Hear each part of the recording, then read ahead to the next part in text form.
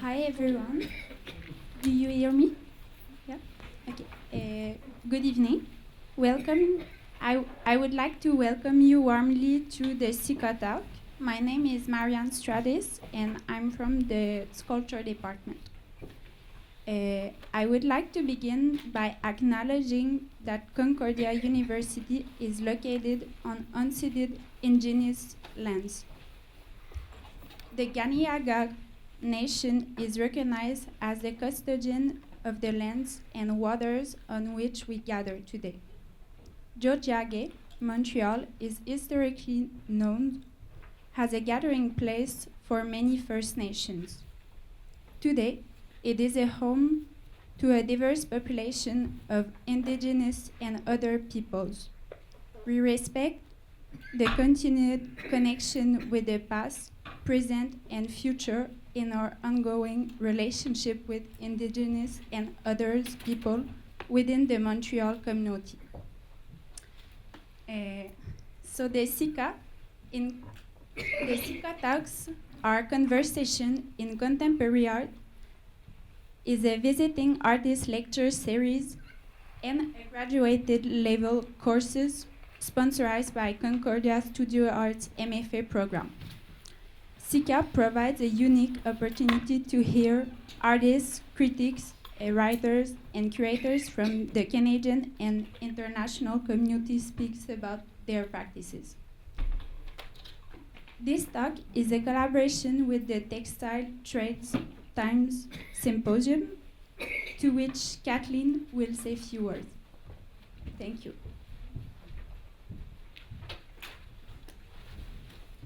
Thank you. Hello, I'm Kathleen Vaughn from the Department of Art Education at Concordia here, and also a member of the Textiles and Materiality Cluster of Milieu, our research institute. And I'm speaking to you on behalf of the team who put together Textiles Trade Time. Just to tell you a tiny bit about what it is, we're delighted to kick off our series of events tonight with this wonderful keynote, and I look forward to enjoying it in a moment with you all. Textiles Trade Time also includes tomorrow a day-long symposium of provocations, 10-minute lightning talks that artists and scholars from Concordia and elsewhere have put together to take up a particular thematic that I will read to you. Where they're exploring the histories, presence, and futures of textiles across many sites, with a focus on Tiohtià:ke, Montreal, as a locus of trade across cultures, nations, fibers, and moments.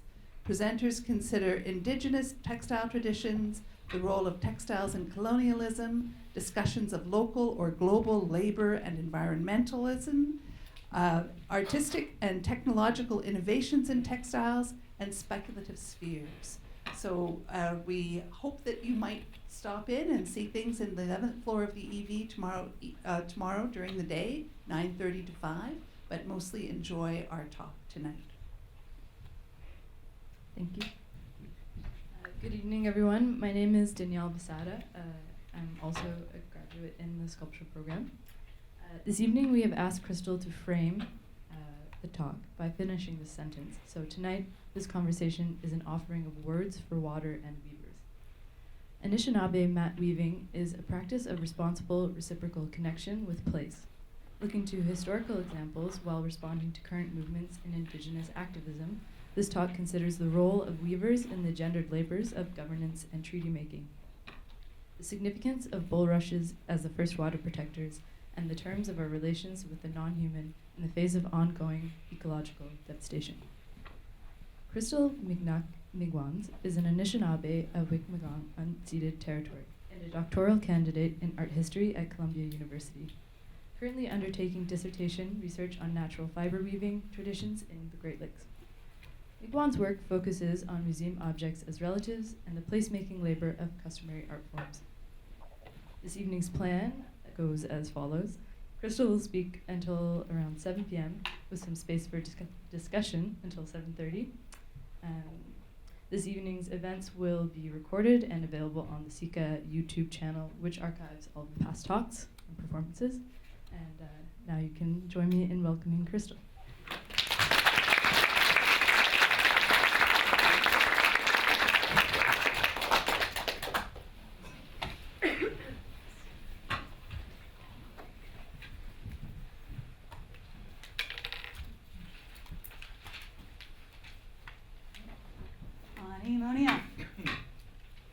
Are we able to hear me? Perfect, all right. Ani, shikan koy indigenous Meanwhile, Mikinaak these days.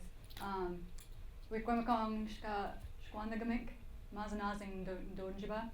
I'm an art historian, not an artist, but my talk today is about a collaboration and ongoing project with René-Lévesque, who's my collaborator. I'm from Wikwamakong unceded territory on Manitoulin Island in the Great Lakes, Anishinaabe. My collaborator, René Dillard, is from Little Traverse Bay Bands of Odawa in Michigan. And together we're on a research journey, and I'd like to share some of that with you. My talk tonight is actually, it's very art historical, all right? But, I'm going to spend quite a bit of time in the first half trying to set up what I'm talking about later from a contemporary perspective. Because I'm working with contemporary makers of customary art forms, I want to show how those are connected with the art, with contemporary art that's going on today, and the kind of ideas about gender and environment that are happening within our art circles, and how those respond to movements in our communities, in the different art worlds that Anishinaabe are fluent within. So, I'm starting with the contemporary art, and I'm going to call it calls to action. Because the art of Anishinaabe and Indigenous peoples is inseparable from politics in so many ways. What I'm going to do is talk about labor. I'm going to talk about care as an anti-colonial form of labor. I'm going to talk about gender and ecology as a relation of caring labor. So the ways that we can connect gender and the environment in ways that are non-essentialist, things that, but politically active. Right? I'm especially responding to an exhibition a couple of years back now in New York City, the CallResponse exhibition that was a group show curated by Marie Hupfield, Tara Hogue, and Tanya Willard, in which Indigenous women were invited to create a work that was a call, and then collaborators were invited to create a work in response. It was not always a collaboration between Indigenous peoples or Indigenous women. Sometimes the collaborators were non-native, and sometimes the respondents, the things to which the artists were responding were ancestral figures or non-human figures. So some of the questions that this exhibition I came up with, I take as a departure point, because this is it was really at the center of a number of movements that were happening at the same time. So from the exhibition press release, CallResponse reorients the vital presence of Indigenous women, their work and their embodied experiences as central, as defining, and as pre-existing current appeals for a reconcilable future. I wanted to start with this because I think this is a familiar political stance. We are talking about Indigenous women, and we're talking about it through a framework of labor, right? Labor movements and labor relations. We're also talking about embodiment, which is also, I think, maybe in this crowd anyway, maybe a familiar rhetoric. So ideas of the body, gender being something that is performed, gender as labor. And these are the departure places that I want to start with in order to get to this idea of gender and the ecological and the other than human, that is a platform for mat weaving as a structure of sovereignty, of Indigenous sovereignty. So this exhibition, you can see in the foreground, you have Maria Hupfield's piece that she did in collaboration with Ivy Castellanos, and I believe it was Esther Net. Their performance, Feet on the Ground, kind of really embodied these aesthetics of labor, and especially of labor movements, including protest movements, right? So their use of banners, their use of workshops, their use of peer-to-peer education really informs what this work was about. In this one, you can see Maria guiding people in an activity using Ivy Castellanos' handmade sets of tools. The banners are all around them. In the previous image, you can see the banners all around them say, "Through ways of work, do you know how to use tools?" And it was a whole process of showing each other and sharing each other and educating each other that underlies her, really Maria Hupfield's art performance work as well as her political work. So Maria says about this piece, This work values the body as the site of personal exchanges, grounded in lived experience. So at the same time as it's informed by a politics grounded in labor movements, it's also informed by this indigenous feminist critiques of the native female body as an object of colonization. This has very strong precedence in indigenous art history. For example, Rebecca Belmore's Vigil, which was a performance from 2002, which culminated in her donning this red dress and nailing herself to pieces of the landscape in this area where missing and murdered Indigenous women were commonly taken from in Vancouver's Lower East Side, and then taking the dress and tearing it. The labor of it was so evident in her struggle. This has become just an iconic moment, something that I would argue is an example of art as a call to action. She was doing this explicitly to bring attention to the names of those missing and murdered Indigenous women, as she wrote them on her arm and called them out. And this has become an iconic moment that artists have returned to. I also am thinking about Jamie Black's The Red Dress Project from 2014. I think it started in Winnipeg, and I think this is one of the Winnipeg installations, in which that red dress, again, which is familiar from Rebecca Belmore's performance, but the red dress as a stand-in for a body that is missing. So instead of the body and its labor being visible, something that is missing, something that is like hauntingly, viscerally absent in a way that kind of shows a stain of violence or shadow of violence behind it. Related to this is also, of course, Walking with Our Sisters, which was organized by Christy Belcourt and included works by artists from internationally, which were a number of beaded vamps. I think 5,000 beaded vamps, something like that, were collected from working groups were convened to have sessions of beading and working together to make these objects that, again, are a stand-in for a body that is missing. Something that is a stand-in, something that you can walk with and do that labor of commemoration and healing with, but in relation to a body that, again, is no longer there. Christy Belcourt's work in general, and this one in particular, brings me to a key point of departure, which is about women's work as in relations of care. Beadwork has been discussed by Sherry Farrell-Rosette and others, by many others, but Sherry Farrell-Rosette was, when I was here as an undergraduate at Concordia University, I think hers was the first native art history course that I'd ever taken. She taught me how to bead, so that's where my methodology comes from. She also taught me that beadwork is a practice of caring, of meditative caring for another person, not only in its relation to the wearable, because it's something that an art that you make to be worn by someone else. It's something so meticulous and meditative that it makes your labor, makes your hands be in contact with that person in a way that is kind of continuous and ongoing, one thread, right, that keeps on going. So this is part of a practice of care that I want to bring out into the ecological later. I also want to draw out how this connection has been explored by artists internationally. Teresa Margolles, this was a piece in Sakahan in 2013, some of you might recall. And this was relates women's labor, again, to practices of commemoration and healing in a very visceral, very body-related way. So this is an embroidered shroud from the Juarez area in Guatemala, an area that is undergoing an epidemic of missing women and gendered violence. Teresa Margolles also works as an undertaker, and she works directly with these bodies. And this is a shroud from the body of a murdered woman, literally with her fluids, with pieces of her on it. But the body is missing. It's still viscerally there in many ways. And she took this piece to the community, and with indigenous women, Mayan women in the community, they embroidered beautiful traditional Guatemalan floral work onto this shroud. So I want to depart from here because it's about a practice that is collective, that is collaborative, and that is about being in contact with another body through a caring way of relating to them, right? I'm going to bring it back to Christy Belcourt, of course, because of her paintings are so famously, so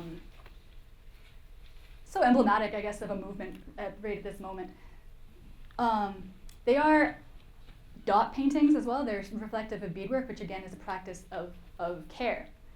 The practice of care that Christy particularly likes to emphasize is one that is caring towards the environment, towards women, but in a way that is that is through the environment, through places. This one's called Our Lives Are in the Land.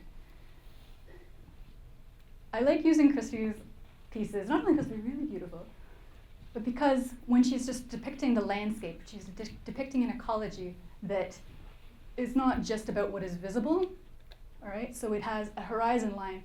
There's a very common motif, it's a common device in Anishinaabe art, traditionally and contemporary. You have a horizon line or a dividing line between the above world and the underworld.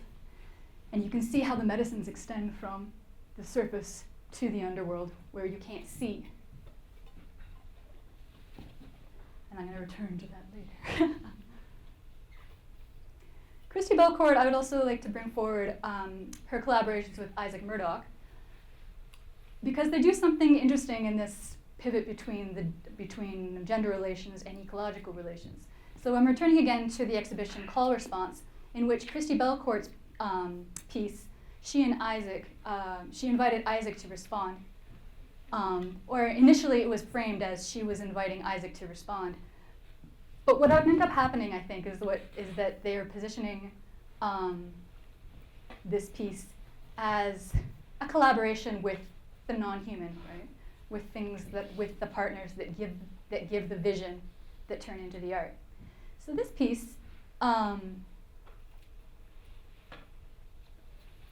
actually, first I want to quote one of the interesting things that was written about CallResponse by, I think it was Letters and Handshakes curating a selection of exhibitions for Blackwood Gallery. About CallResponse, they said, CallResponse decenters the isolated individual as the privileged recipient or scene of care and forefronts epistemically diverse conceptions and collective practices of care that center upon relationships to land, territory, and to non-humans. So this is the emblematic piece, I think, in this ethos. What it is a buffalo robe that is absent. Originally, in its initial exhibition run, I think, there was a buffalo robe that was gifted to Isaac and Christy by an elder at West, and they used it to paint. Oh, here we are. To paint visions on. Isaac Murdoch, especially, has a long history of relations with rock art in the area. So he's up from Serpent River, which is up near where I'm from. So he's familiar with these idea of vision paintings, things that are visions that come through you but are not authored by you so much, right? So in this way, they were drawing down, taking down a kind of story that came from someplace else, and it came from the land. When the exhibition continued to tour to New York, they said, we actually can't let the buffalo robe go right now because it was created in community and needs to go do some work in community right now. So what they did was they had the outline of it in order to signal the absence of it, to say there's something going on, there's a robe happening, there's something happening, but it's out of your vision. There's work happening, but it's out of the way right now. Belcourt, in the statement for this piece, Belcourt wrote, "Within our traditional stories and knowledge, we know that our relationships with the animals were alliances. The animal nations have always been considered our relatives. Residential schools not only sought to sever our relationship with our families, communities, language, spirituality, and culture, but also our relationships with the land, waters, and animals. It is our belief that reconciliation is not only a human-to-human process between Indigenous peoples and non-Indigenous peoples, but that we, as Indigenous peoples, must also reconcile our relationships with our animal relatives." This is key for me because she's talking about a process of sovereignty. So it's not just about a one-to-one relationship with animals, such as everyone's favorite, the spirit animal. So that is not the way we're talking about our relationship to land. She's talking about clan governance. Clan governance in Anishinaabe tradition, I will return to a little more later, but in brief, clan governance is about your relationship, a social relationship, as a group of people towards, in a certain way, towards the place where you're from. Okay? So your spirit animal, not so much your personal little guy, your little avatar that stands in for your own personality. It's an avatar for your responsibilities towards a specific place. Right? And I like that she uses the word alliances because, it is about a process when we're talking about nation-to-nation relations. We're usually talking about sovereignty and the idea of First Nations being in relationship with settler nations, with non-native nations.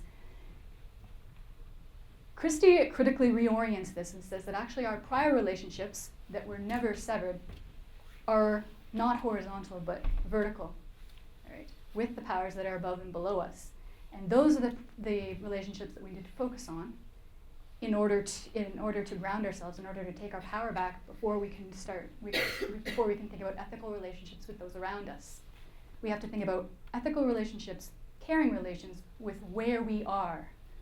And the idea of the where being something that is animate, something that is in need of care, and something that will, in turn, give us a place.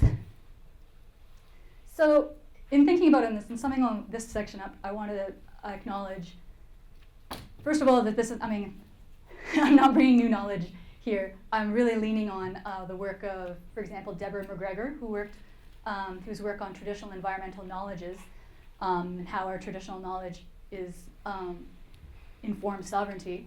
And I'm also drawing heavily on Leanne Simpson, right, who works with land as pedagogy and extensively. And I'm also drawing on the wisdom of my auntie Edna Manitwabi, who is my guide to all things above and below. So with this, I want to take us to customary art forms. So I've been trying to start with the contemporary, because it's called Conversations in Contemporary Art, but also because I think there's a stronger discussion around contemporary art right now than there is around customary art. And I want to really strongly ground what I'm talking about right now, not so much in anthropological or ethnological terms as though this is what Anishinaabe people do, in a sort of, time delimited sense.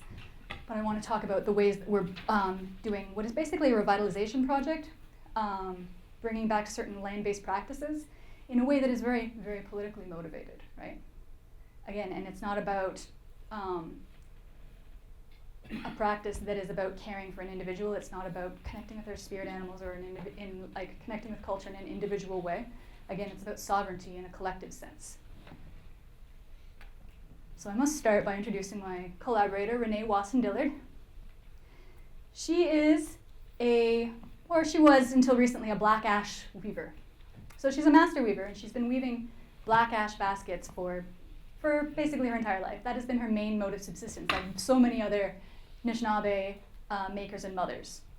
Black ash baskets, I believe, are also a strong economy around this area, although I'm not so up on the Haudenosaunee history, so it's a really Anishinaabe-centric presentation, okay? But ash baskets were one of the ways that women within reservation economies didn't have to leave to make a living for their children, right? It's a way that they could stay here. It's a way that they could make a living for themselves in their own territories, and kind of engage in their own terms with the wage economy, right? That is becoming increasingly impossible as ecological change, as colonial processes continue as they always have. Critically, we need to think about colonization, not as something that happened once, right? We got colonized and then some other stuff happened. It's something that is ongoing at all times. There was never a moment when it happened and then was finished, where there was closure. There was never a point where everything that is indigenous somehow became, it's not going to work anymore. It's something that continues to today, and the process of colonization is something that continues to today as well. So our response to it must be forward-looking. I'll return to how her economies are changing soon, but I wanted to introduce the ash basket in general for a minute first, This is a work by Cherish Parrish. It's called The Next Generation from 2012. And what it is trying to embody the idea that this practice for her, I think she did this while she was pregnant, but it's about that ash basketry is very much about the body. Not just in the practice of it, because, wait, who's here is familiar with ash baskets? How much, okay, we got a few people in there. Let's talk about ash baskets for a second. Black ash in North America, it's one of the very few trees that has a rings that are very easily come apart from each other. So if you whack it enough with an axe, it becomes splints. It splits apart. So it's but whacking it with the axe is a very, very laborious process. So actually processing the materials takes, like days. You have to take a log and you have to hit it until it becomes splints. It's hugely physical. But aside from that, the process of it itself, this piece acknowledges the art itself as a life-giving practice. It's a practice that mothers used to support their children. That is a very political action by these makers and mothers. The practice of it has declined for various reasons. The wage economy does catch up with us severely. But it's become something, the memory of which, it constitutes a thread to the past, to these modes of economy that were place-based, and to a kind of an idea of lineage that colonization is always trying to sever us from, right? So this is a work by Ursula Johnson, who I know who is coming in 2 weeks. This is just a brief foreshadowing of that.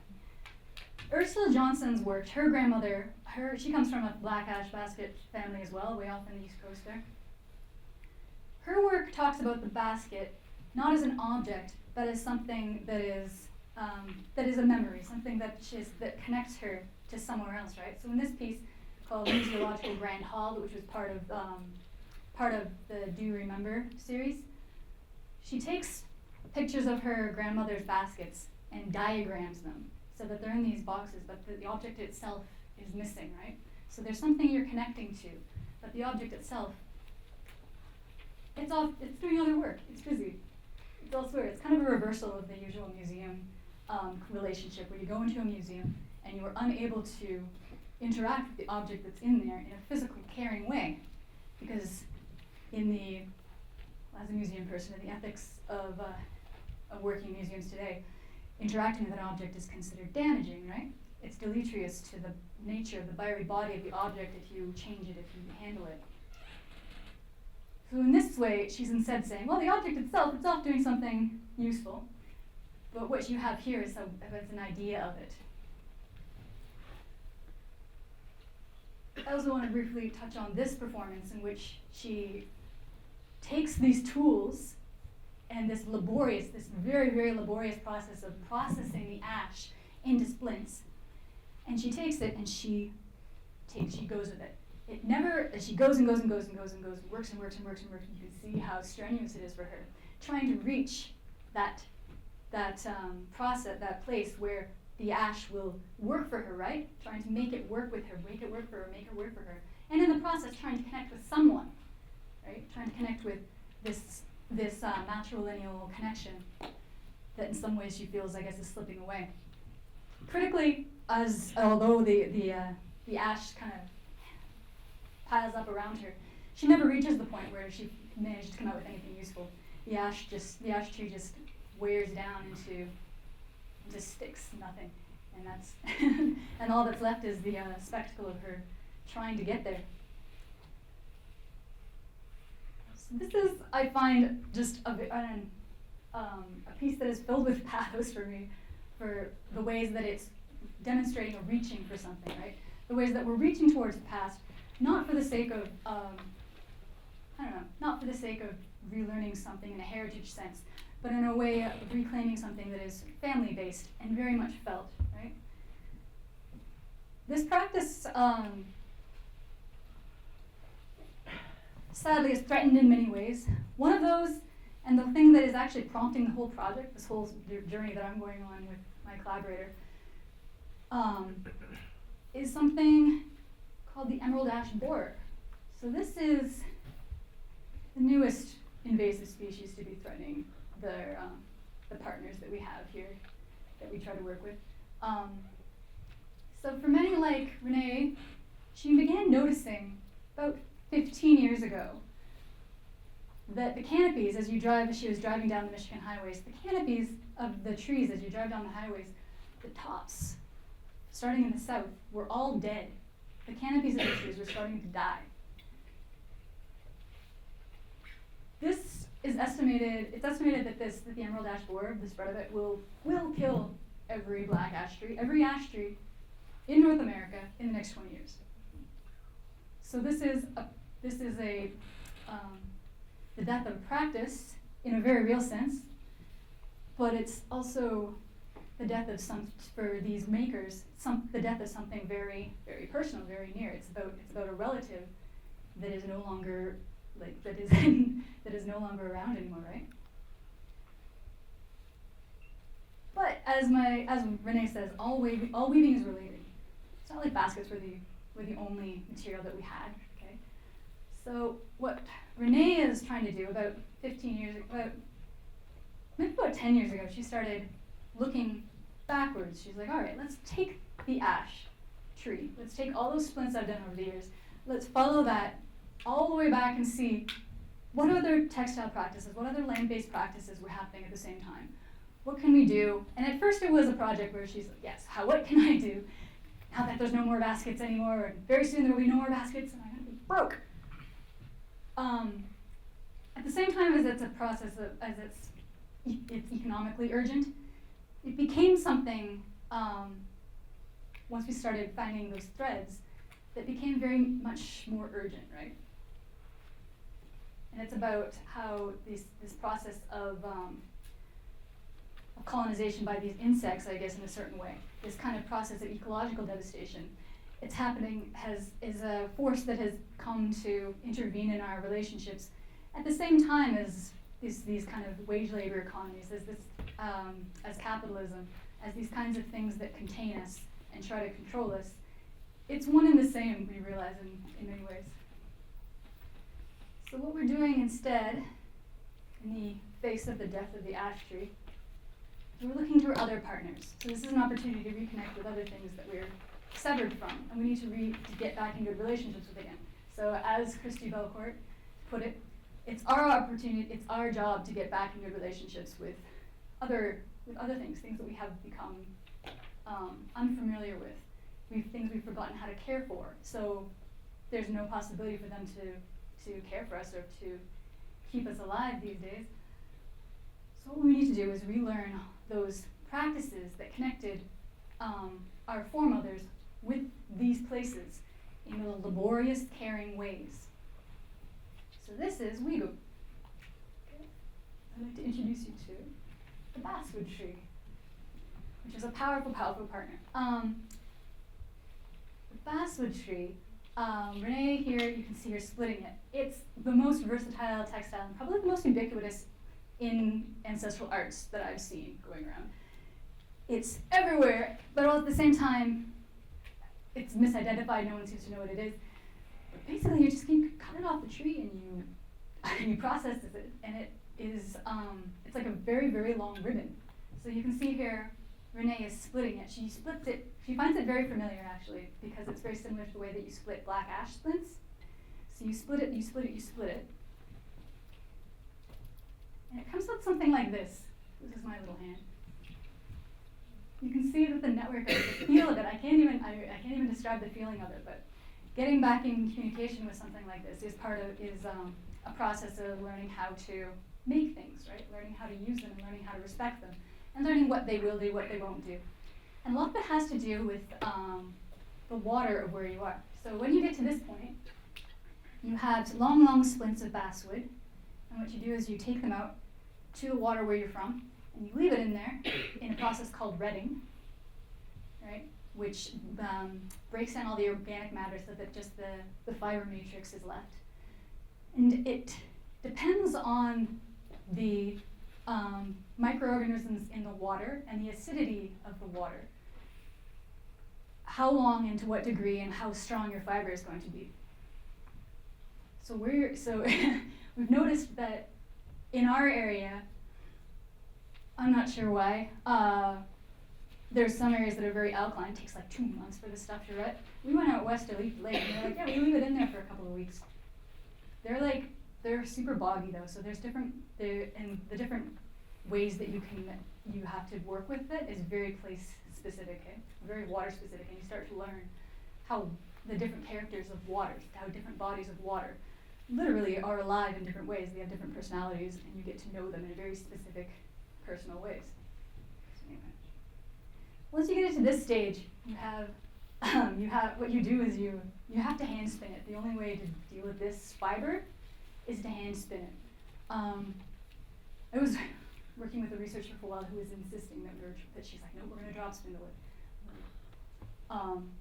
The way that you have to work with this fiber is very much dependent on how much surface contact your hand you can get. So I am absolute shit at making cordage, and it's because I don't have enough thigh surface area. What you do, you can see Waboos here, Mary Martin. She's making cordage. So what she's doing is she's taking her entire leg, and she's starting at the top, and she's spinning it. There's 2 fibers, there's 2 strands, and she's spinning it. And she's pressing just the right way, all the way down her leg, such that the 2 fibers spin in a certain direction, and then once she pulls it out, they will spin in the other direction and come together into a rope, right? So my little leg doesn't have enough space to make that happen, but Renee has plenty of leg. So I give Anishinaabe Koi to make stuff happen on. And that's why I'm here talking about it instead of out there making cordage. From this, okay, and it takes me about an hour to get about this much done. So let's imagine the yardage it takes to make something like this. So I want to know actually, how many people here are familiar with the image that's on this bag? Do you know what that is? Okay, all right, we're going to spend a moment talking cosmologically. Okay.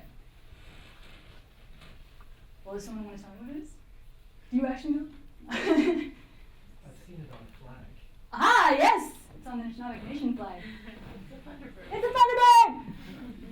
It's a Thunderbird! Okay.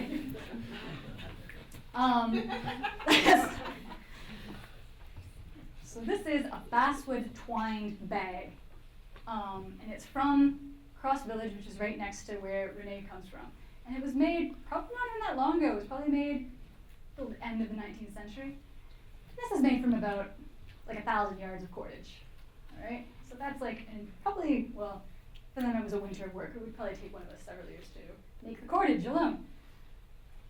The image that's on the front of it is something that is understood today. It says, like, it's an emblem of the Anishinaabe Nation, for example.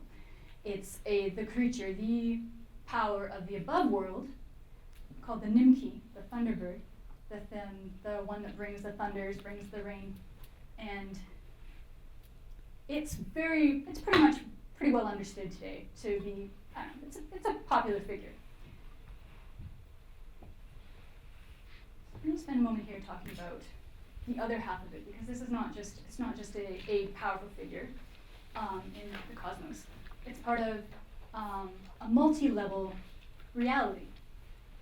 So cosmologically, you have the above world, you have many layers of the above world, and you have many layers of the underworld. So Anishinaabe cosmos is not just the visible realm. There's all sorts of work. There's all sorts of work getting done, places we can't see. So the Thunderbirds are the main powers in the above world. And the Panthers are the main power in the underworld. Okay, you might also recognize here. Who's familiar with this figure? Wow. Okay, all right, good job. So this is Thunderbird Woman. So if anyone's familiar with Standing Rock, you know Standing Rock? Okay, I'll work with that. Standing Rock, this became one of the emblematic banners of protest. Actually, it started around the time of Idle No More, but Standing Rock, this image really started getting going and being used as an image of protest, of I don't know, alliance with the ecological in the face of, I don't know, oil-based devastation. This is a piece that is actually based on a vision that Isaac Murdoch had when he was fasting with some of these rock paintings. So the idea, again, Isaac's ethos here is always that the image doesn't belong to the artist so much. It's something that comes from another power. It comes from elsewhere, right? So your helpers in the other realms are the ones that give you the vision. And so the vision doesn't belong to you. It's your job to make sure that that vision goes and does the work it needs to. And so with that in mind, he released the copyright for this and says, all right, and you can use this for any purpose, but the work it's intended to do is to stop pipelines. The image itself is from a story of a Thunderbird Woman who comes down, and these are the eggs that she lays on top of the mountains. So in the area where I'm from, the Lacloche Mountains, are where the Thunderbirds are supposed to come to roost and lay their eggs. This person is significant as a figure, as an iconic figure leading this indigenous movement, because it's, first of all, it's female gendered. This is a woman who's leading the way. And second of all, because he conceives of this person as as a vision, something that is working through him in order to have an effect on the world, right? In partnership with the above world creature, of course, you always have to have its corollary, the underworld creature. In this case, it's the underwater panther. It's called the Mishipishu. So it works in the underworld, and in Anishinaabe, in traditional depictions of things, this duality between the above world and below world is always shown in some way. It might be as simple as something like the two sides of something might not exactly match up. But there's always ways to indicating that there's two sides and that they are in tension with one another. Crucially, part of the iconography of the Standing Rock protests and part of the, as connected with indigenous ideas of cosmology, is this idea of the pipeline as a serpent, right? Stop the black serpent, no dapple. The idea of the serpent is an underworld concept, however. So it's associated with difficult powers, with powers that you should not meddle with. Not that there's an idea of like the good Thunderbird and the evil underwater snakes and panthers and so on, but there's an idea of powers that are not supposed to be meddled with. So that's the idea that the Thunderbird Woman is placed in opposition to this misuse of the underworld resources and powers.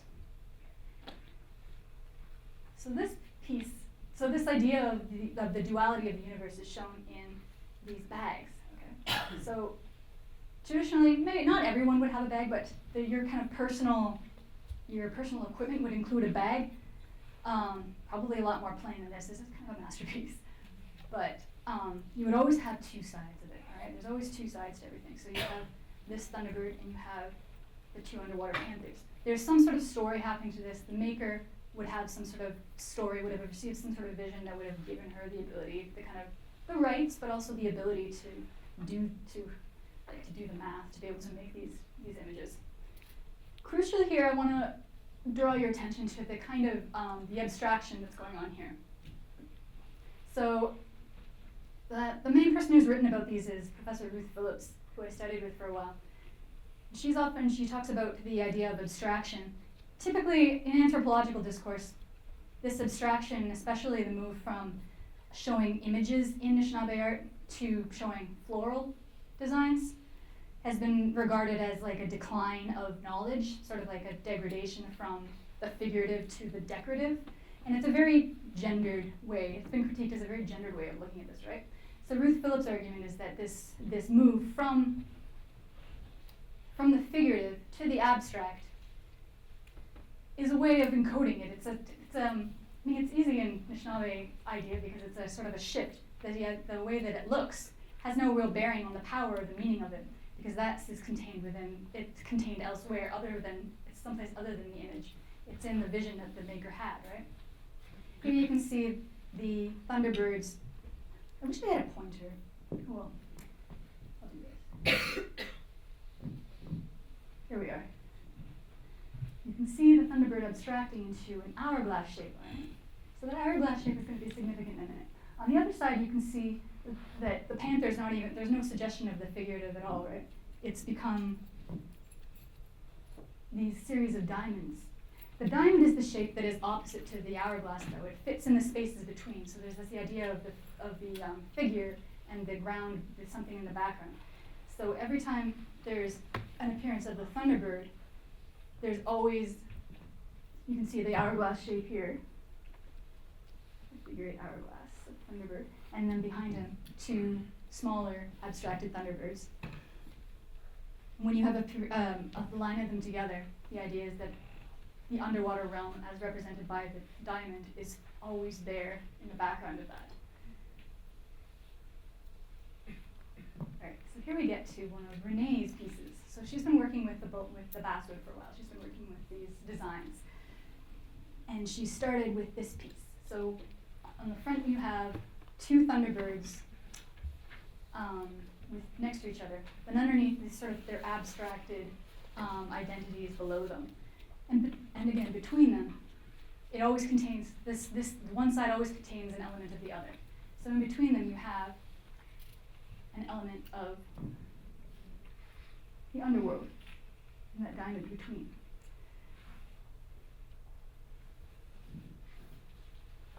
So let's zoom in on this for a minute. So this is a practice called Twine, okay?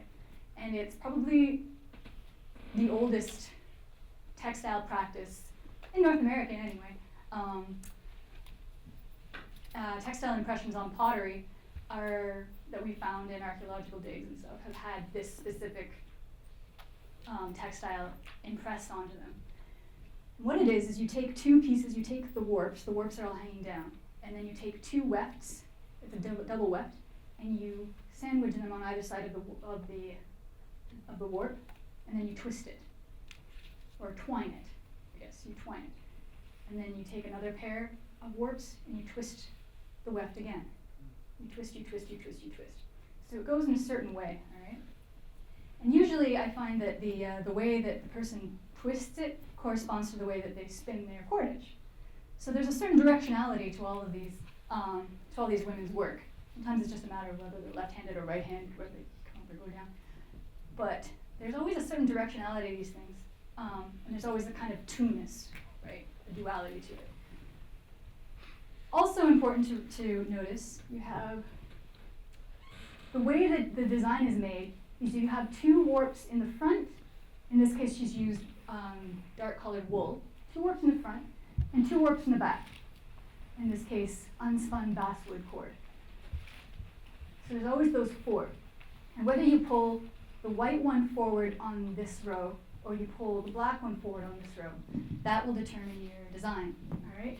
So you'll notice that makes what it makes up is a pattern that is comprised of X's and diamonds.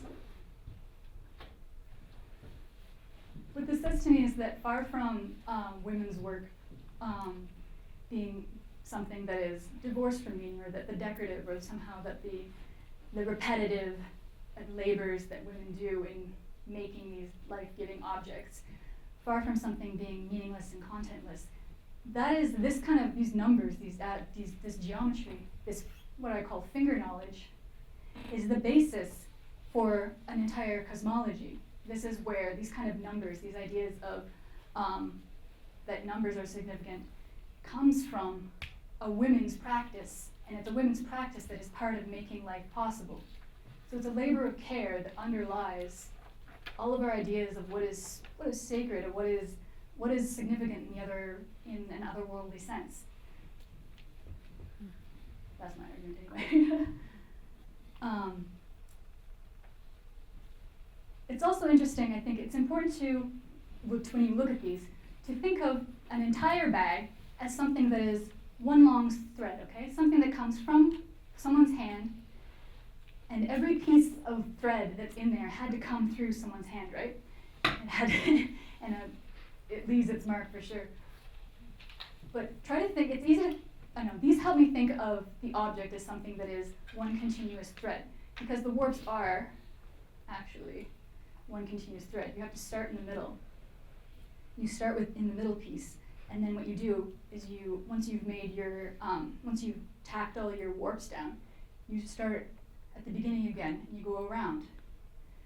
So actually the whole bag, to begin with, the front or the back is irrelevant, it's all interchangeable, but it goes front to back, front to back. So she doesn't do the first side and then think about how to do the second side. One doesn't respond to the other in that kind of like one-off way. She goes front to back, to front to back, to front to back, all right? And it's a practice where all of this singular warp thread goes around and around and around and around and around in a certain direction until it becomes something that is two-sided, that is useful and life-giving. So Renee and I, it's also interesting that you start from the bottom of these bags. You have to start from the bottom and work your way to the top. So it's not like you start from the top of something. It's a kind of Weaver's logic where everything has to be upside down. You have to work from the bottom, and the whole idea has to be in your head in like, 3 or 4 different dimensions as you're weaving it down. The premise of the project that I'm working on with Renee is that in going to the museum, what we're doing is we're going to museums all over the country, and we're trying to find pieces, especially pieces by named individuals. And we're trying to look at those objects, and instead of saying, okay, what does it look like, and when was it made, we say, how was it made, and who did it, right? And those are questions that lead us to a deeper understanding of the object as a process rather than something in a box, right? Something that does work, something that is the product of extensive labor. So, the idea is that once you sit with that object, once your eye follows that thread all the way around, all the way around, all the way around, and then once you get to the process of recreating that piece yourself, that process teaches your hands how to do those processes that will put you back in relationship with these places, with these powers, with the basswood, with the ash, with bulrushes, with all these creatures, with all these non-human entities in the land and water. That following those threads in these old objects is what is going to teach us how to do that practice of sovereignty once again. It's sort of like in a process of learning how to hold hands with someone that you've been separated from. Much of these practices, for economic reasons, because of residential school, because of changes in how Anishinaabe families are forcibly governed, the lines of descent from our foremothers, the ways that they kept us alive, are no longer something that we've been able to grasp onto. So this is for her a process of going back, to holding hands with them again, and allowing them to give us something that is going to help us help ourselves, right? Help us become sovereign again, help us belong where we are, and become in good relationships with those creatures. All right. I think we're coming up on an hour right now, so I'm gonna try to introduce the next few concepts real quick, and then we'll wrap up and maybe we can have a conversation as the premise promised. So the last thing I want to introduce you to is the bulrush. And I think because it's so ubiquitous, it's so common, and so little thought of that it's hard to introduce to people in a way that will, that impresses them. But these are important. They're important partners, and they're a crucial piece of this whole puzzle. So Knocknegan is the word for a lodge mat. It's the mat that you sleep on when you're in a lodge. And crucially, it's your family mat, all right? So you at night, you go home and you have a lodge with multiple families, and your family has a mat. And to share a mat is to be family with those people, sharing care, work, and responsibilities in a certain way, all right? So the Knocknegan is the floor mat. Not to be confused with the Apakweshkwe mat, which is the lodge covering mat. So you have cattail mats that cover the outside of the lodge, and you have bulrush, Knocknegan, that cover the floor. Knocknegewan is a word that is commonly used today, based on historical examples, to mean governance or diplomacy. So when we're writing our constitutions back in our communities, often the word that we use for constitution, for diplomacy, for negotiation is Knocknegan and Knocknegewan.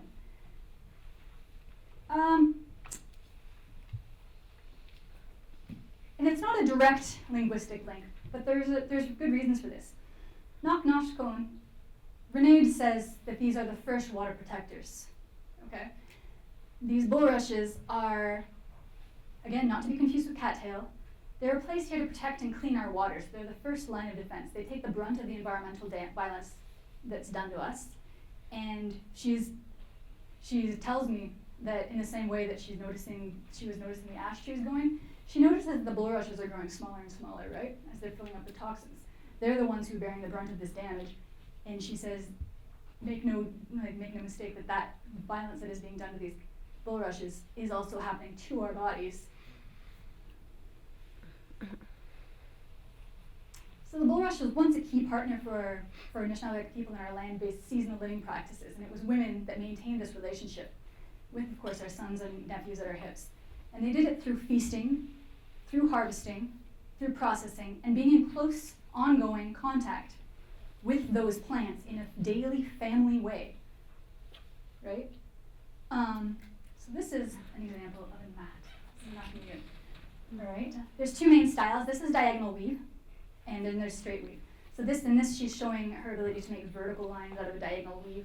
She's also showing off her ability to create like a sense of depth and to make the eye doubt itself.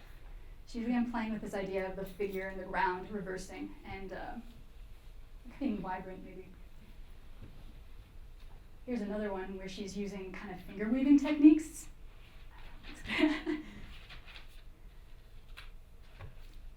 So this mat, this is probably the mat. This is the one that René and I have been chasing for a while now. And we think we're getting to, we think we have a maker identified and a maker lineage. So for that, I'm afraid you'll have to read the dissertation when it happens.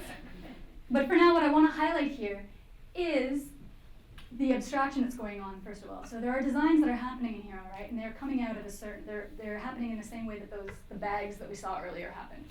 So I wonder if anyone can see what's happening in here. Panthers! Can everyone see the panthers? I can help you out here. Here we are. Here's the first one. He's upside down. We'll start upside down.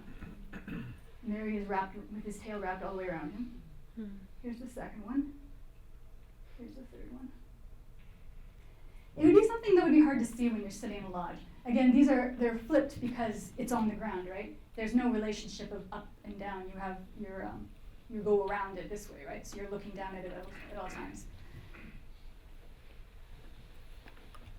So this, and as always, whenever there's a representation of the one side, the underworld in this case, there's always a representation of the above world as well. So we have in the corners the telltale pieces of the Thunderbird hourglass.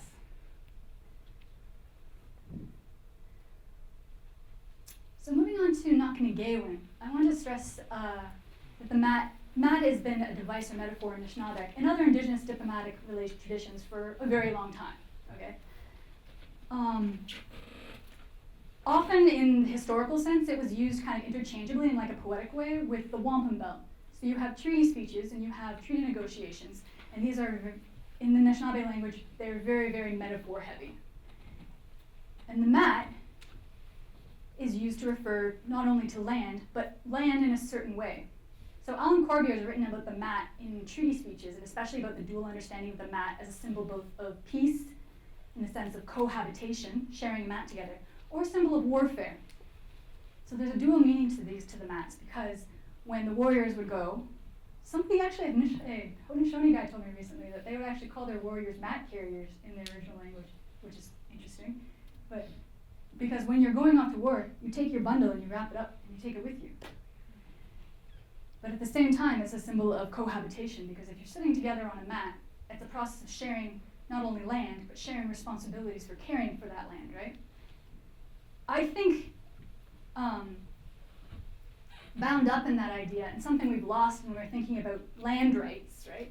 Land responsibilities, is the idea that in order for there to be these negotiations at all, we have to remember how much labor went into making that ground. We have to remember all the prior negotiations that went into these very female-gendered relations, alliances, that had to happen before these kind of lateral human-to-human relations could even take place on top of the mat. The mat was a process of diplomatic relations prior to these nation-to-nation relationships, they had to take place first, and they were happened through the labor, the caring labor of the women.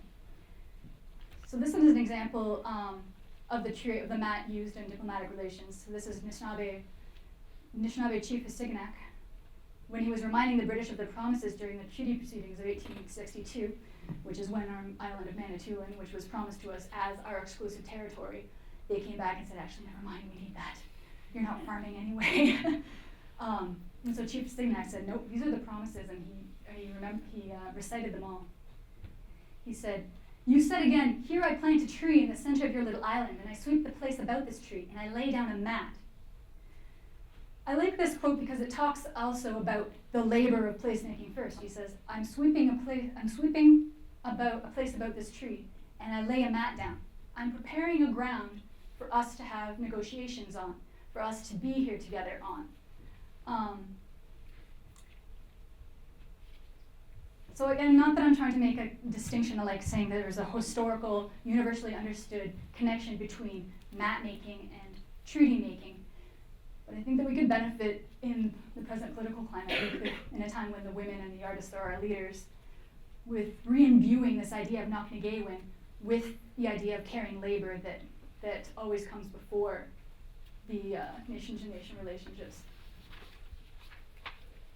So I'm going to conclude by briefly talking about the project that René and I are doing, and just what we're looking for. So the idea of going into the collections with an elder and looking at stuff and learning how to make it, I mean, that's my entire that's an entire dissertation. But it's so revolutionary in many ways, because what you're going in there to find out is how to make those things, not just what they look like or like what culture they belong to, because that's an easy trap to fall into. What cultures it belong to? This is an Ojibwe mat, therefore it's related to me. What we're looking for instead are maker lineages. All right, these are more specific and relationally focused way of understanding objects than the idea of cultures. Okay, and of course because we did cross cultures so many times, right? So the female line is just a more accurate way of understanding how the mats came about, and the idea of these specific family relationships with place. What we're trying to look for, so the way we go and find those maker lineages is we start at the selvage. So the selvage, you're all textile people, right? Do I need to explain selvage? Selvage is the part where you take all the loose ends and you make them not unravel. So you weave it all down, right? The selvage is actually the key to reclaiming all these practices. So René and I, when we go, we look for, in her words, where the thread starts and where it ends. And that will give you access to this thread that goes from one object to the next, to the next, to the next, because they're all connected by one hand, right? You can see where this piece might be connected to another piece in another collection if you look for where the thread starts and where it ends, because that information, that selvage, will tell you who that maker is. So we've actually been able to identify certain lineages, certain makers in certain places by looking to how they did their selvages. Because in a lot of intentional ways, that's where they kind of did their math. I won't explain I won't explain the selvage, but it's like a little code. It's like a little code that they put in, and they would be able to recognize it. Another weaver would be able to recognize it and say, yeah, that's from my lineage.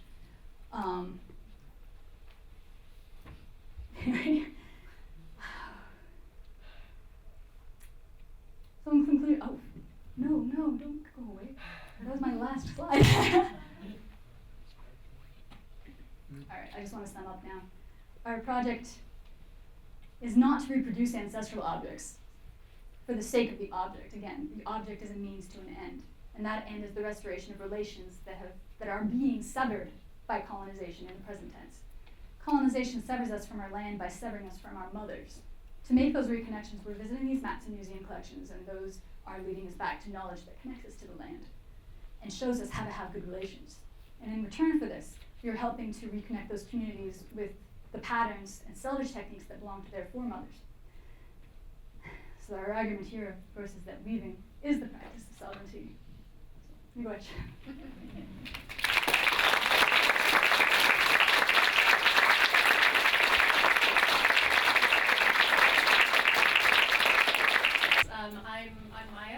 talk in the Studio Arts Department here, and I'm another member of this co-hosting community that we have with you, Crystal. Eric and I, who is an MFA student also here in the department, are going to run the sort of discussion, conversation part of this evening. And as we segue into that mode, I wonder if I can impose a question as we sort of gather how you might want to insert your curiosities into the really rich talk that you've given us this evening, Crystal, which is how you use language and words. Oh. And I think it's that question in my mind is coming from two places. One is from the very evocative title for your talk, how you frame this conversation as an offering of words to water and weavers, but also as an art historian. And you mention, or you talk very generously about your collaborators and your work with René, but your material, your matter is both the written and the spoken word and exchange and dialogue. So I wonder if you are also thinking about the materiality of words and language. Oh yeah, sure. I think I'm gonna run with the earlier part of the question. Yeah, by all means, sure. Yeah. But my offering of words for in this political climate, my offering for the water and for the weavers is again Knocknagan and Knocknagawan. And trying to reinform and reinvest the relationship between those two, between mat making, and governance, re-imbuing that with all the power of female labor and caring relations that it should have, right? So I really want, critically, the language and the Anishinaabe language is a crucial part of this because our language is so processual, is so process-oriented. It's like 90% verbs, right? And so the way that you talk about things, and actually Renee is a registered language teacher, and the way that she envisages bringing the language back is not through like, I don't know, one-to-one relation where you start with English and you learn one word at a time in a sense of vocabulary. You have to learn in terms of processes, and you have to have your hands understand what you're doing, and then have it make sense in your head in Anishinaabe as a process. So weaving and learning how to weave is part of our process of reclaiming our languages. Because when you go and you understand the word that means to bring it around with your hand, right? That is one word. To bring it around with your hand is one word that has a whole bunch of pieces that include an understanding that is so spatial and so body-oriented that it's absolutely, we can't do weaving in English, is what she's saying, right? This process is so intimately part of the language, language reclamation. And it also, I think, underlines how language reclamation is a political project as well. Language reclamation is also about sovereignty, because it teaches us, again, how to think in ways that relate us to materials, to places, and to each other. That's a great question. Anyone else? Are there any questions from the audience?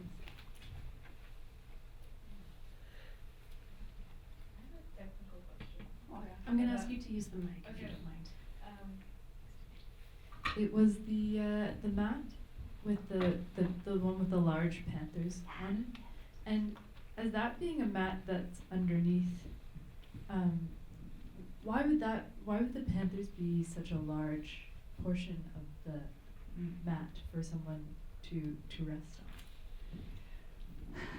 on? Okay, there's another talk here.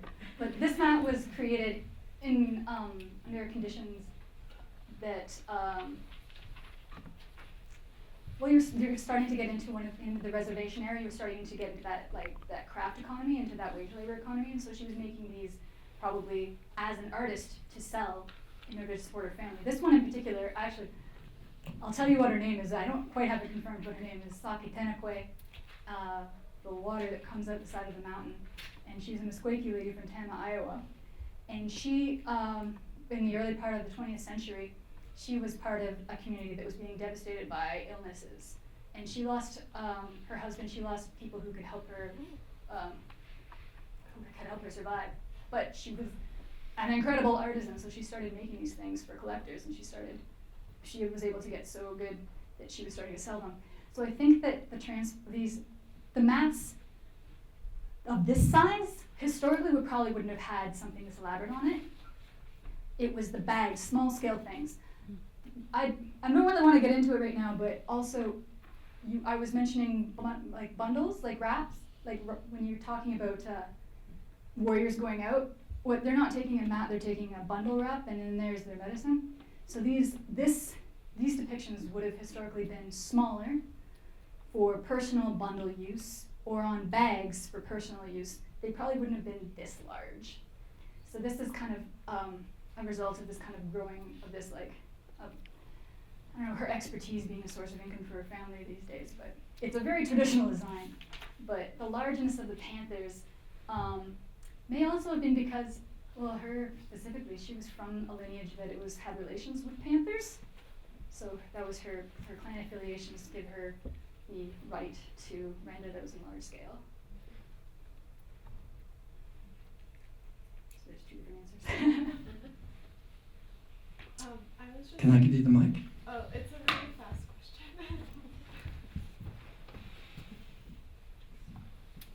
question. While we're on the topic of the mats, I was just curious about the scale of the family mats, because you're saying this might have been of a different scale. And yeah, I was just curious. Okay, so when you're thinking of a wigwam that's about as big as the front of the stage, and it's like a winter wigwam, so you have several families in it, so you want a mat. You want to have 4 people lying on it, right? So usually the mats I see are not larger than arm's width, because that's the width that the women's frames were. So they want about arm's width, but then they get like 8 feet tall. So they're pretty big. This is one of the larger ones. Usually the picture, usually it relies more on abstraction. So again, this is like a very unusual in how much of it is this central picture area. But there usually is like a central area that is just abstract designs usually maybe a few like triangles or hourglass shapes, right? Yeah. Sometimes they're also used as like the inner insulation. So you have your bulrushes on the ground, because again, bulrushes help you moderate your the moisture, because that's what bulrushes do, is moderate moisture. So they're the material interface literally between you and the earth, your body heat, and the moisture of the ground. That you need a bulrush there to mediate that correctly. So that's another way that actually the lodge is literally part of the body, because I see people going around and trying to remake lodges, but just in a way, but not in a ceremony sense, in a way that's just like the appearance of ceremony. So they're rotting. All the lodges are rotting. I'm like, well, what are we doing wrong? We're not living in there, are you? It needs body heat. It needs literally people living and breathing, because otherwise these are, like if they're sitting in a museum, they're waiting. They're not even alive right now. They can't breathe. They don't have a seasonality to them. Wait, I'm being off topic. But yeah, you would have some of them on the sides of the lodge would be, I guess, more pictorial. And then on the ground, the colors and designs would be more related to like, it would be in an abstract way to like your clan designation, like whose family you are. Yeah. Does anyone have a question? I'm curious to know if the tops of the bulrushes are used. Not the very, very top. Okay, so it comes out of the water, it grows in the water. You go into the beach and it's like up to your knee. I see some people pulling them and some cutting them. So you have a section that's just like from a little bit under the water to above the water, but you would cut off the very top part. You can't see here, but they alternate the tops from the bottoms to make sure that it like comes out even, right? So you have the tops to the bottoms to the tops to the bottoms. But the very top, I'm not familiar enough to be able to say, but I think it has something, they put it to some use. Might be edible. The root is definitely edible. Where do the colors come from? Is there a process to make the dyes color that it reads? Oh yeah, there are a number of traditional dyes that were used, bloodroot and all that, right up till about 1850, and then these ladies got their hands on aniline dye and they went nuts with it. The Squaky ladies, and especially this lady, love the various 3 different colors of purple and teal, a really strong turquoise. That was their favorite thing. So it was very rare after a certain point that you could see native dyes. because again, remember that the processing of the fiber. Renee tells me that like 80% of mat making is just like processing the fibers, right? So dyeing it will add another another week or two onto that. And she says, yeah, I've earned my right to use these dyes. It's a labor saving device, and they love how it looks, right? They love the colorful stuff for sure. Yeah.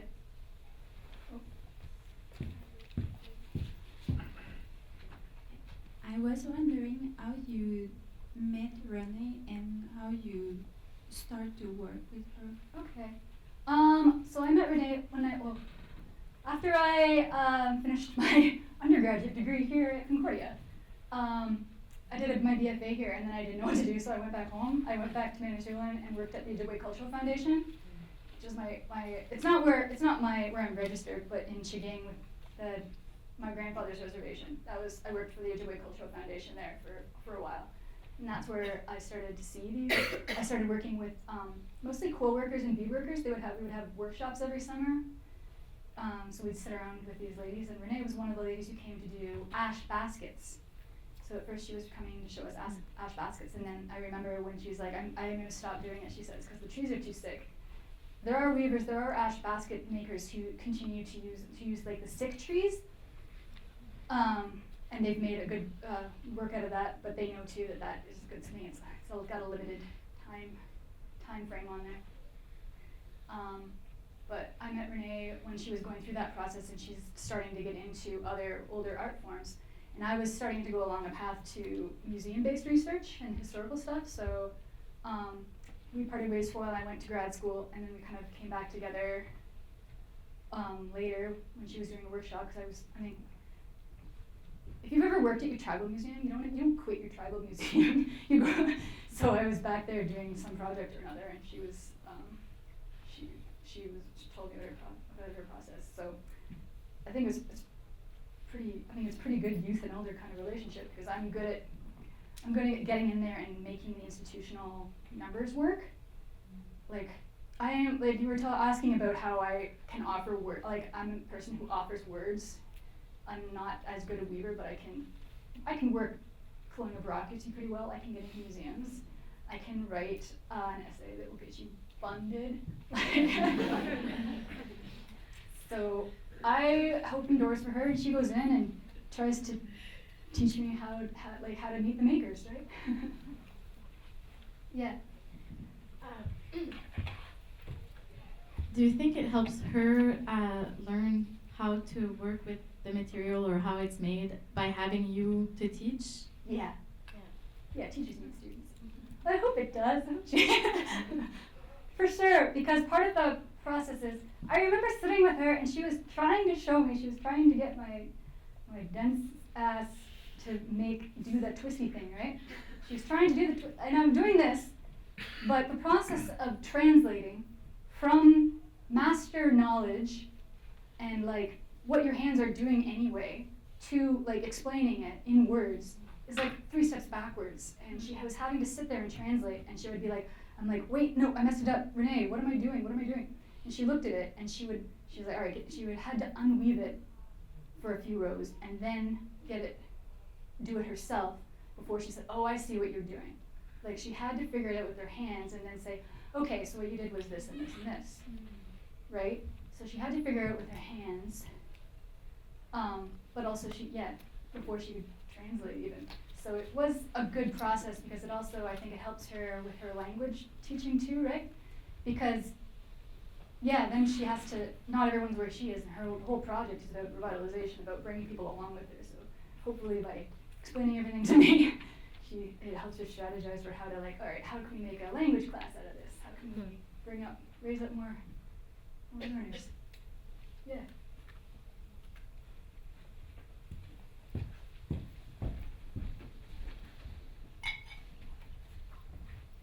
I'm just wondering how you work things in terms of the educational institution, which is always or tends to be so oriented to the individual, to individual authorship of knowledge. Oh my God, yeah. And how you've managed to negotiate a project that's obviously so collaborative and integrated with Renee's way of making and engaging. I'd love to hear more about that. No, it has actually. That's a really insightful question because that's been a huge, huge problem for me, right? Yeah. Especially because I'm going to Columbia, which it's like bureaucracy-wise and like institutional structure-wise is like the belly of the beast. I went there not because it has any particularly good resources for native art, but because it was gonna, like, look, U of T only hires people from IVs. That's what it is. Oh no, you should come and work here. I saw a posting. I did.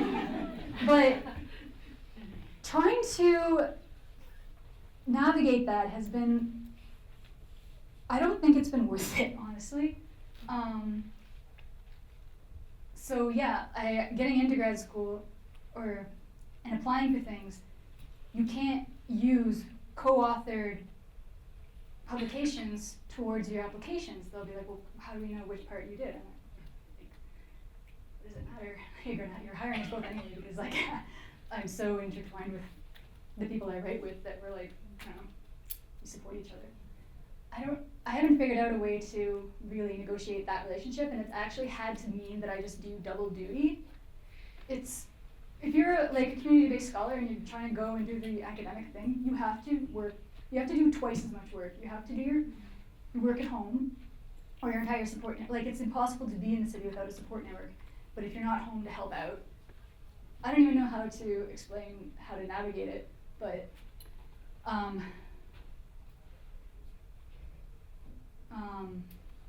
you pledge a lot of things, and also it's had to mean that my academic work I have in my mind is very secondary to the community-based work that I'm going to be able to do. So like this dissertation is going to be like a single author. It needs chapters.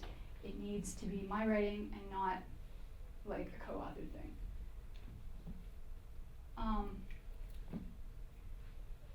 And every other piece that I've written up to this point I've been able to kind of make it work in some collaborative way, right? But yeah, I'm not sure yet. I don't know how to navigate it, but for sure you have to work from two different angles. And sometimes you just get caught in the machinery, and then the people around you who are kind of guards of the institution will say, well, like, personal responsibility, like, why did you do that? I don't think there's a way, actually, to be in the institution fully, to be able to do that at the same time as be responsible to this, like, land place. So I think that the most you can hope for is something, I guess, that Indigenous people have been doing for always. We're seasonal, right? We move around. So the hope is that eventually I'll be able to get to a point where the academic becomes one of these rounds, one of these points in the seasonal round, right? And then you can move from the city to the community, to the city, to the community, and do it like that. But that's the kind of thing usually requires tenure. We're being real broke for a long time. I'm sorry, that was like not even a response, but a real answer. No, it's a good response. An unfortunate response. I wish there was more support for your work in the institution.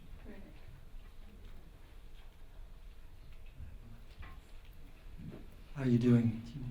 We're good. All right. I'm gonna start rambling more at this point, but like. Maybe we have time for one more question, and then we can extend our hospitality through another way. Does anyone else have a question? Or should I impose my question? I saw like 2 hands over here. I did inquire if there was another roaming mic, but Eric is doing a really good job of running. For this person I'll let him away do as it. a question. I had a question about the duality initially, and then when you were talking about your work with the university and the community, then duality was popping up again. Sure, yeah. So I found that interesting. But I was wondering, just if there were other either art forms or instances, because I mean there's already like the figures are represented dually, and then the two-sided bags, but if there was other, I guess, art forms, or if you found it elsewhere, always the where the duality is. Or if it was specific to like weaving. It seems to be the strongest in weaving, but I do notice that, well, again, I'm very Anishinaabe focused because, like,